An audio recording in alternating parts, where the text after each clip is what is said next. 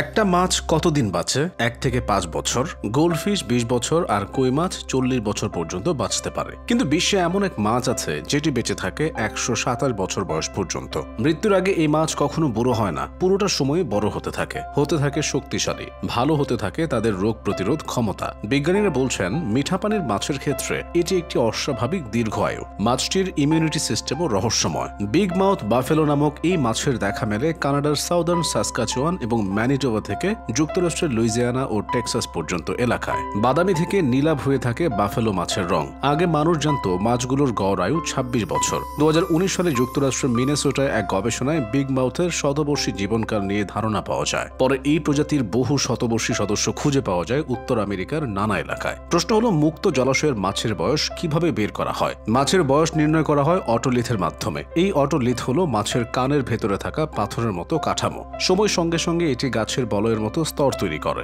সেই বলয়গুলো গুণে নির্ভুলভাবে মাছের বয়স জানা যায়। সেজন্য অটোলিথগুলোকে কাটতে হয় সূক্ষ্ম করে। গবেষকরা বিগ মাউথ বাফেলো মাছের আয়ুষ্কাল বেশি দেখেই শুধু অবাক হননি, তারা বিস্মিত হয়েছেন যখন দেখেছেন বয়স বাড়তে থাকলেও মাছের অঙ্গ প্রত্যঙ্গ দুর্বল হয়নি, বরং তাদের রোগ প্রতিরোধ ক্ষমতা আরও ভালো হতে থাকে। বয়সের সঙ্গে সঙ্গে শরীরের চাপ সামলানোতে আরও দক্ষ হয়ে ওঠে এই মাছ। কিভাবে তারা এটি করে সেই রহস্য এখনো জানা যায়নি। জীবনচক্রের নিয়ম অনুযায়ী একটা সময় বা বয়স অবধি প্রাণীর সবকিছু বিকশিত হয়, শক্তিশালী হয়। সে সময় পেরিয়ে যাওয়ার পরই শুরু হয় ক্ষয়। বুড়িয়ে যাওয়ার এই চিরায়ত নীতিকে তুড়ি দিয়ে উড়িয়ে দিয়েছে এই মাছ।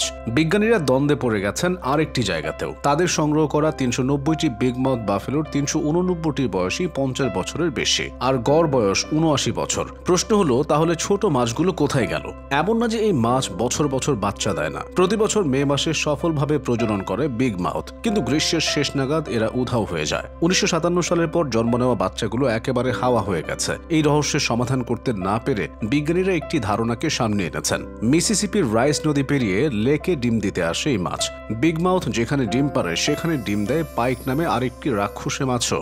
বিগ মাউথের বাচ্চারা তাদের হাতে মারা পড়ে, এমন একটি কথা বলছেন গবেষকরা। তবে এর পক্ষে কোনো প্রমাণ বা অকাট্য যুক্তি নেই। নতুন প্রজন্ম পাওয়া যাচ্ছে না বলে মাছের এই প্রজাতিটির বিলুপ্তির আশঙ্কা করা হচ্ছে। বর্তমানে কতগুলো বিগ মাউথ টিকে আছে সেই সংখ্যাটিও অজানা। স্বস্তির বিষয় হচ্ছে, প্রাপ্তবয়স্ক বিগ মাউথ বাফেলো ফিশকে শিকার করার মতো কোনো প্রাণী নেই পানিতে। তবে বোফিশিং এর প্রিয় টার্গেট এই বিগ মাউথ। কানাডায় এই প্রজাতিকে বিশেষভাবে সংরক্ষণযোগ্য ঘোষণা করা হয়েছে, বিপন্ন ঘোষণা করা হয়েছে যুক্তরাষ্ট্রের পেনসিলভানিয়ায়। তবে যে মাছ নিয়ে এত গবেষণা, শিকারীরা সে বিগ মাউথ বাফেলোকে অকাজের মাছ হিসেবে দেখে, কারণ এর বাণিজ্যিক ব্যবহার নেই। মেরুদণ্ডী প্রাণীর মধ্যে সবচেয়ে বেশি সময় বেঁচে থাকে গ্রিনল্যান্ড হাঙর প্রজাতির হাঙর। এদের আয়ুষ্কাল প্রায় 250 বছর। 100 থেকে 150 বছর বাঁচে কচ্ছপরা।